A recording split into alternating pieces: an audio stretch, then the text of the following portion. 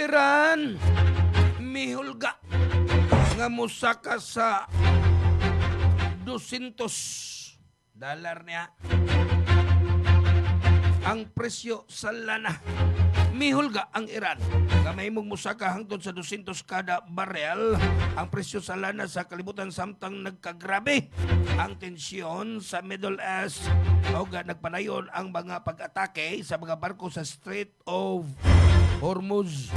Ang baong pasidaan gisulti sa tigpamaba sa military command sa Iran nga nag-ingon nga ang presyo sa lana musaka kung magpanayon ang kagubot sa rehiyon o nga pag-atake sa mga barkong nagda og supply sa langis.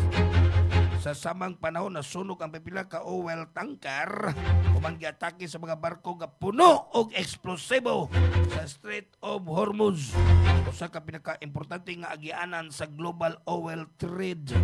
Sa video nga migawas makita ang kusog nga pagbuto sa tunga sa dagat nga gisundan sa dako nga kayo og itom nga aso.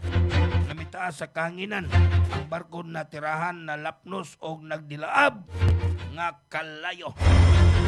Ang giatake nga mga barko nagkarga og Iraqi oil supplies. Usa ka tripulante ang namatay sa insidente samtang dali nga biresponde ang mga otoridad sa Iraq aron iluwas ang ubang crew niini. Suma sa mga opisyal sa Iraq, duha ka tanker na nagkarga og fuel oil nga giatake sud sa ilang territorial waters nga hinungdan sa pagkasunog sa mga barko.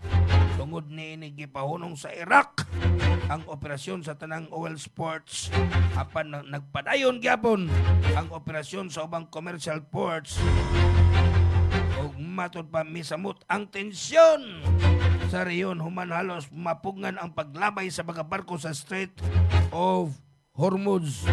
Diin moagi ang hapit 20% sa supply sa lana sa kalibutan matag adlaw.